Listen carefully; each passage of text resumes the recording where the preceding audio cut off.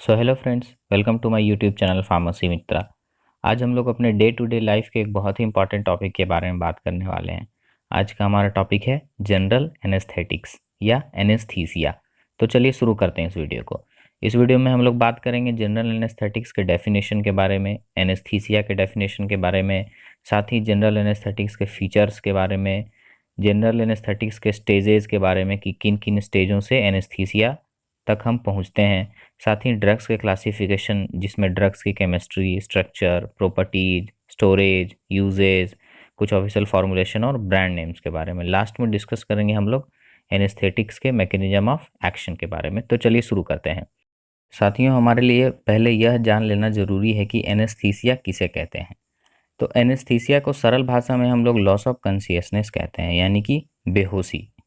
इसके डेफिनेशन के बारे में बात करें तो एनेस्थीसिया उस स्टेज को कहते हैं जब कोई भी एनेस्थेटिक यानी कि बेहोशी प्रोड्यूस करने वाले ड्रग्स या बेहोशी प्रोड्यूस करने वाली कोई भी दवाएं जब हमारे शरीर में दी जाती हैं कि वह हमारे दिमाग और हमारा जो पेरिफेरल नर्वस सिस्टम है उसके काम, यानी कि हमें जो सेंसेस होता है, हम यदि किसी चीज़ को छूते हैं तो हमें उसका सेंस होता है, यदि कोई गर्म चीज़ को छूते हैं तो गर्म का सेंस होता है, ठंडे चीज़ को छूते हैं तो ठंडे का सेंस होता है, यदि हमें कहीं कट लग जाए तो हमें कट का सेंस होता है। तो ये जो हमारा सेंसरी स्टिमुलेशन है उसको घटा देना या उसको रोक देना। और इसी अनरिस्पॉन्सिव यानी जब हमें कहीं कट लग जाए तो हम उसके प्रति कोई रिस्पॉन्स ना दें, यदि हम किसी गर्म चीज़ को छू लें तो उसके प्रति हमारा कोई रिस्पॉन्स ना हो, तो यह जो अनरिस्पॉन्सिव स्टेट है इसी को एनेस्थीसिया कहा जाता है, यानी कि बेहोशी कहा जाता है। बात करें अगर जनरल एनेस्थेटिक्स के बारे में, तो जनरल एनेस्थेटिक्स जो है वो सेंट्रल नर्वस सिस्टम डिप्रेसेंट है, यानी ये हमारे सेंट्रल नर्वस सिस्टम को डिप्रेस कर देता है। साथ ही यह जो है वो एक ऐसी बेहोशी प्रोड्यूस करता है जिससे कि बाहर आ सके, यानी यदि किसी व्यक्ति को जनरल एनेस्थेटिक्स का इस्तेमाल करके यदि बेहोश किया जाए तो उसे दोबारा होश में लाया जा सके, यानी रिवर्सिबल। तो जनरल एनेस्थेटिक्स जो है वो रिवर्सिबल लॉस ऑफ सेंसेशन और कॉन्शियसनेस प्रोड्यूस करती हैं। इनका इस्तेमाल जनरली सर्जरी में किया जाता है जब जो है एक्सेस पेन होने वाला हो। इसके फीचर्स के बारे में बात करें तो यह जो है वो हमारे कॉन्शियसनेस यानी हमारी चेतना को लो कर देता है, सबसे ज़्यादा दर्द को। यह नींद प्रोड्यूस करता है और एमनीसिया का मतलब भी नींद ही होता है। साथ ही मसल रिलैक्सेशन प्रोड्यूस करता है, यानी यह हमारे थकावट को दूर कर देता है, यह हमारे सीएनएस को डिप्रेस कर देता है। साथ ही पेन के प्रति यानी पेन के अगेंस्ट में हमें एक रुकावट पैदा करता है जिससे हम पेन को बर्दाश्त कर सकें या पेन का सेंसेशन नहीं हो। आगे बात करते हैं हम लोग स्टेजेस ऑफ एनेस्थीसिया, यानी कि बेहोशी तक हम किस किस तरीके से पहुंचते हैं। तो पहला स्टेज है आपका एनाल्जेसिया। यह स्टेज जो है वो एनेस्थीसिया के देने से लेकर के लॉस ऑफ कॉन्शियसनेस तक के स्टेज को एनाल्जेसिया स्टेज कहते हैं। इस स्टेज में क्या होता है कि जिस व्यक्ति को एनेस्थीसिया दिया जाए उसे सपने आने लग जाते हैं, यानी कि ड्रीम्स आने लग जाते हैं, और इस समय इसका जो रिस्पॉन्स है और श्वसन की जो प्रक्रिया है वो नॉर्मल रहती है। दूसरा स्टेज है वो आपका स्टेज ऑफ डेलीरियम। यह स्टेज जो है वो कॉन्शियसनेस के लॉस होने से शुरू होता है और जिस व्यक्ति को एनेस्थीसिया दिया गया हो उस व्यक्ति के श्वास लेने की प्रक्रिया में जब बदलाव आ जाए उस समय तक यह स्टेज रहता है। इस स्टेज में क्या होता है कि एक अचानक सा एक्साइटमेंट आ जाता है उस व्यक्ति में, मसल्स के जो टोन है वो इंक्रीज कर जाते हैं, उसका जो जबड़ा है वो टाइटली क्लोज्ड हो जाता है और उसका हार्ट रेट और ब्लड प्रेशर जो है वो थोड़ा बढ़ जाता है। अगला है आपका तीसरा स्टेज यानी सर्जिकल एनेस्थीसिया। यह स्टेज जो है वो इरेगुलर रिस्पिरेशन से शुरू होता है और रिस्पिरेशन जब स्पॉन्टेनियस यानी कि धीमा हो जाता है तब तक के स्टेज को हम लोग सर्जिकल एनेस्थीसिया का स्टेज कहते हैं। इस स्टेज को 4 भागों में बांटा गया है। पहला है आपका जब आँख जो है फिक्स हो जाता है, यानी हमारा आई का जो मूवमेंट है वो बंद हो जाता है। दूसरा हमारा जो कॉर्नियल और लैरिंगल रिफ्लेक्सेस है उनका लॉस हो जाना। तीसरा आपका हमारा जो पुपिल है यानी आँखों के अंदर जो पुपिल है उसका डायलेट हो जाता है। और चौथा स्टेज जो है वो डायलेट पुपिल जो है हमारे मसल टोन को डिक्रीज कर देता है और हमारा जो ब्लड प्रेशर है वो धीरे धीरे कम होने लग जाता है। और अगला है आपका आखिरी स्टेज मेड्यूलरी या रिस्पिरेटरी पैरालिसिस। इसमें क्या होता है कि हमारे जो श्वास की प्रक्रिया है और हमारे शरीर के ऊपर हमारा कंट्रोल जो है वो खो जाता है। श्वसन जो है वो अपने आप धीमी गति से चलने लग जाता है और हमारे जो रिस्पॉन्सेज जितने भी रिस्पॉन्स होते हैं वो खो जाते हैं और हम लोग बेहोश हो जाते हैं। अब इसके बाद जो सर्जरी या जिस चीज़ के लिए हमें बेहोश किया गया हो वह काम शुरू किया जा सकता है। अब बात करेंगे हम लोग जनरल एनेस्थेटिक्स के क्लासिफिकेशन के बारे में। तो फिजिकल प्रॉपर्टीज़ के अनुसार जनरल एनेस्थेटिक्स को दो भागों में बांटा गया है। पहला आपका वोलेटाइल या इनहेलेशनल एनेस्थेटिक।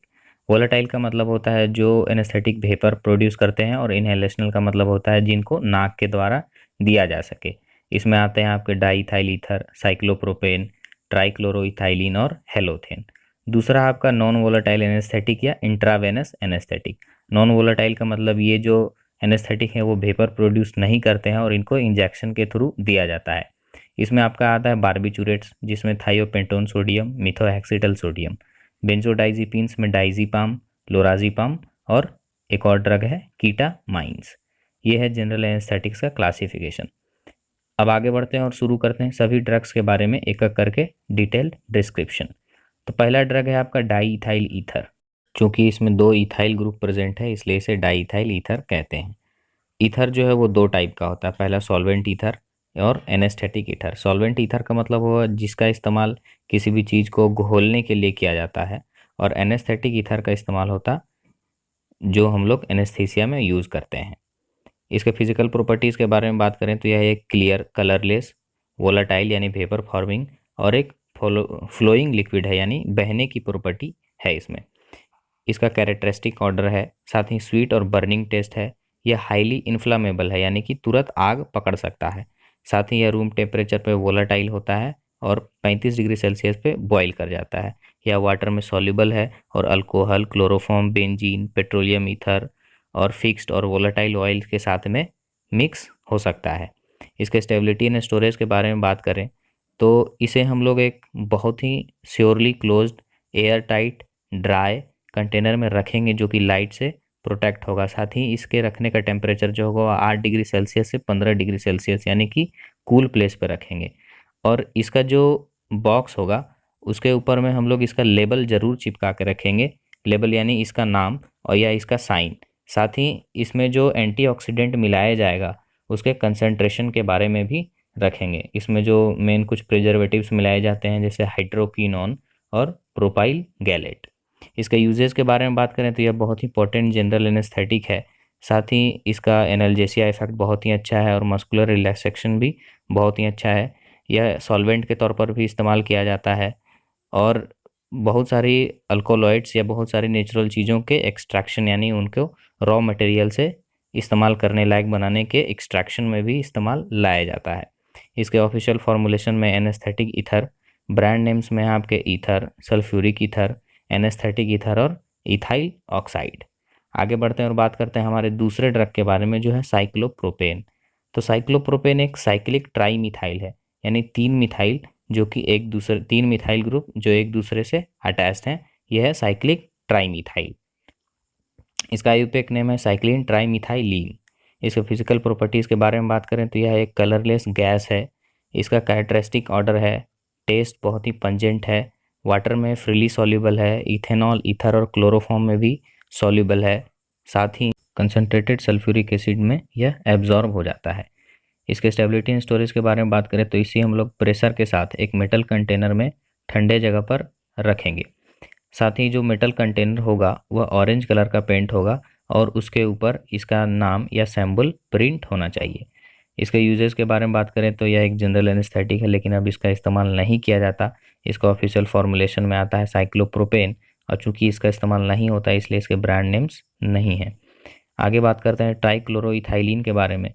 तो इसका स्ट्रक्चर बहुत ही सिंपल है। इसका आयुर्वेदिक नेम है 1-क्लोरो-2, डाई क्लोरो इथाइलिन। इसके फिजिकल प्रॉपर्टीज़ के बारे में देखें तो यह एक clear, colourless, pale blue liquid जो कि मोबाइल है और नॉन इन्फ्लामेबल है। साथ ही इसका ऑर्डर जो है क्लोरोफॉर्म के तरह का है।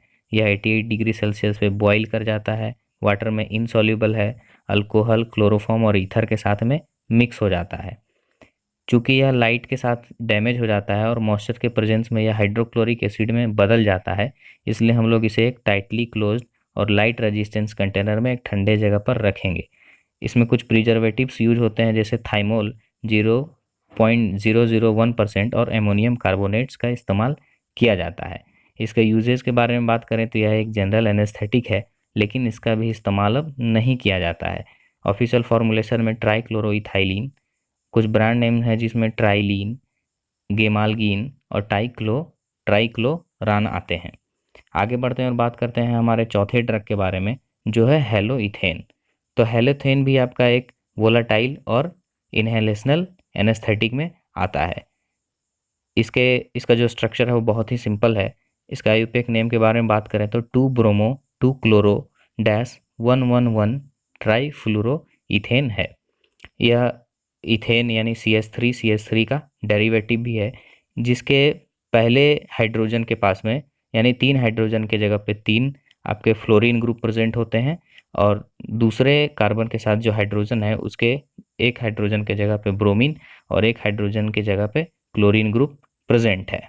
बात करें इसके फिजिकल प्रॉपर्टीज़ के बारे में तो यह एक क्लियर, कलरलेस, मोबाइल, हेवी और हाईली वोलेटाइल लिक्विड है। यह नॉन इन्फ्लामेबल है। साथ ही इसका ऑर्डर जो है वो कैरेक्टरिस्टिक ऑर्डर है, यानी क्लोरोफॉर्म के टाइप का इसका भी ऑर्डर है।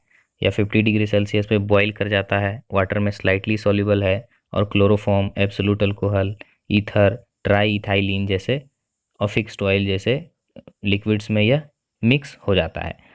चूँकि यह मॉइस्चर के प्रेजेंस में मेटल्स के साथ में रिएक्ट करता है, इसलिए हम लोग इसे एक एयर टाइट कंटेनर और लाइट से दूर लगभग 25 डिग्री टेम्परेचर पे रखेंगे। साथ ही इसको उन मेटल्स के कंटेनर में नहीं रखा जाता है जिसके साथ यह रिएक्ट करता है। इसके यूजेस के बारे में बात करें तो यह एक बहुत ही पॉपुलर एनेस्थेटिक है। साथ ही यह एक नॉन इरिटेंट, नॉन इन्फ्लामेबल और प्रीजेंट और रैपिड एक्टिंग एनेस्थेटिक भी है। यह गुड एनाल्जेसिक भी है और एक मसल रिलैक्सेंट भी है। यह हाइपोटेंशन प्रोड्यूस करता है जो कि लीवर के लिए टॉक्सिक भी हो सकता है।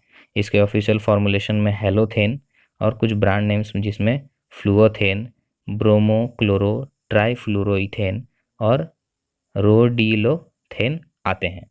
आगे बढ़ते हैं और बात करते हैं हमारे पांचवें ड्रग के बारे में, जो है मिथोहेक्सिटल सोडियम। तो मिथोहेक्सिटल सोडियम एक बहुत ही कॉम्प्लेक्स स्ट्रक्चर है जिसका कि IUPAC name 5 hex dash 3 wine 2 आइल 1 मिथाइल 5 प्रोप 2 इनाइल 1,3 डाइजीनेन 2,4,6 ट्रायोन है। मिथोहेक्सिटोन सोडियम या मिथोहेक्सिटल सोडियम के पास में एक एलाइल ग्रुप होता है। एक 1 मिथाइल 2 पेंटाइल ग्रुप 5वें पोजीशन पे है, जिसके ऊपर एक फर्स्ट पोजीशन पे मिथाइल ग्रुप भी प्रेजेंट है। बात करें इसके फिजिकल प्रॉपर्टीज़ के बारे में तो यह वाइट और हाइग्रोस्कोपिक पाउडर यानी वाटर एब्जॉर्बिंग नेचर का होता है, जिसका कि ऑर्डर नहीं होता है। यह वाटर में सॉल्युबल होता है और ऑर्गेनिक सॉल्वेंट्स में इनसॉल्युबल होता है।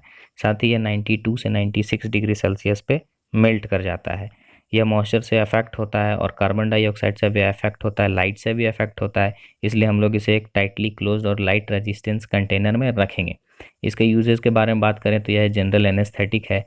साथ ही इसका इस्तेमाल इंट्रावेनस इंजेक्शन के तौर पर किया जाता है, जो कि इसे हम लोग कार्बन डाइऑक्साइड फ्री वाटर में इंजेक्शन देने के पहले इसे हम लोग प्रिपेयर करते हैं। यह थायोपेंटोन की तरह ही है, लेकिन उसे 3 गुना ज़्यादा पावरफुल है और उससे ज़्यादा क्विक काम भी करता है। इसके कोई भी ऑफिशियल फॉर्मुलेशन नहीं आते हैं। कुछ ब्रांड नेम्स हैं जिनमें ब्रेविटल सोडियम, ब्राइटल सोडियम और ब्रेवीमेटाइल सोडियम आते हैं। अगला ड्रग है हमारा थायोपेंटोन सोडियम, जो कि जनरल एनेस्थेटिक का आखिरी ड्रग भी है। थायोपेंटोन सोडियम जो है वो बहुत ही शॉर्ट एक्टिंग बारबिचूरेट है। साथ ही थायोपेंटोन के पास में एक इथाइल ग्रुप है, एक 1 मिथाइल ब्यूटाइल ग्रुप है 5वें पोजीशन पे और ऑक्सीजन की जगह पर इसके पास एक सल्फर एटम है। इसके फिजिकल प्रॉपर्टीज़ के बारे में बात करें तो थायोपेंटोन सोडियम एक वाइट या येलोइश वाइट पाउडर है, जिसका कि लहसुन की तरह इसका ऑर्डर है। यह हाइग्रोस्कोपिक है यानी वाटर एब्जॉर्बिंग है, वाटर में फ्रीली सॉल्युबल है, इथेनॉल में पार्शियली सॉल्युबल है और बेंजीन ईथर में प्रैक्टिकली इनसॉल्युबल है। इसे हम लोग एक टाइटली क्लोज्ड और लाइट रेजिस्टेंस कंटेनर में रखेंगे। बात करते हैं इसके यूजेस के बारे में तो यह एक जनरल एनेस्थेटिक है। साथ ही यह नॉन इरिटेंट और अल्ट्रा शॉर्ट थायोबार्बिचूरेट है। यह जो है वो एनेस्थीसिया को बहुत ही जल्दी प्रोड्यूस करता है। साथ ही एनाल्जेसिक और इसका जो मसल रिलैक्सेंट का पावर है वो थोड़ा कम है। इसलिए इसके साथ हम लोग नाइट्रस ऑक्साइड का इस्तेमाल करते हैं। यह एक सिंपल एनेस्थेटिक है जिसको देना एक पेनलेस है और छोटे ऑपरेशंस के लिए इसका इस्तेमाल किया जाता है। यह एनेस्थीसिया को इंड्यूस करने के लिए भी बहुत ही अच्छा एजेंट है। इसके कुछ ऑफिशियल फॉर्मुलेशन में थायोपेंटोन सोडियम इंजेक्शन या थायोपेंटोन इंजेक्शन, कुछ ब्रांड नेम्स हैं जिनमें आपका पेंटोथल, इंट्रावल सोडियम, नेसोडोनल सोडियम और थायोनेम्ब्यूटाल आते हैं। ये थे कुछ एनेस्थेटिक्स जो कि ऑफिशियली हैं। और बात करते हैं वैसे कुछ अदर ड्रग्स के बारे में जिनका इस्तेमाल एनेस्थेटिक्स के तौर पे किया जाता है, जिसमें आपके methoxyflurane, enflurane, isoflurane, nitrous oxide, propofol, etomidate, diazepam, lorazepam, midazolam, ketamine, fentanyl और डोरपेरिडोल आते हैं। आगे बढ़ते हैं और अंत में हम लोग बात करते हैं जनरल एनेस्थेटिक्स के मैकेनिज्म ऑफ एक्शन में कि जनरल एनेस्थेटिक्स हमारे शरीर के ऊपर में काम कैसे करते हैं। तो जनरल एनेस्थेटिक्स हमारे शरीर के ऊपर में 3 तरह से काम करते हैं। पहला आपका activation of inhibitory CNS receptor यानी गाबा रिसेप्टर्स का एक्टिवेशन करके। गाबा रिसेप्टर्स क्या करता है कि हमारे शरीर का जो नर्व ट्रांसमिशन है यानी मैसेजेस जो ट्रांसमिट हो रहे हैं उसको यह इनहिबिट कर देता है या रोक देता है, और इस काम को करते हैं बार्बिचूरेट्स यानी थायोपेंटोन सोडियम और मिथोहेक्सिटल सोडियम। दूसरा तरीका है आपका inactivation of CNS excitatory receptors यानी सीएनएस के जो एक्साइटेटरी रिसेप्टर्स हैं जिसमें आपके एनएमडीए रिसेप्टर यानी एन मिथाइल डी एस्पार्ट्रेट रिसेप्टर आते हैं, उसको इनएक्टिवेट करके, जो काम करता है आपका कीटामाइन। और तीसरा जो सबसे इम्पॉर्टेंट प्रोसेस है वो आपका जनरल एनेस्थेटिक्स जो है ब्रेन में जो हमारे नर्व सिग्नल होते हैं उसको इंटरप्ट कर देता है, ताकि जो है वो ब्रेन को पेन का जो सिग्नल है वो मिलता ही नहीं है और ब्रेन का जो मेमोरी है वो लगभग लॉस हो जाता है और हमारे पेन का सेंसेशन नहीं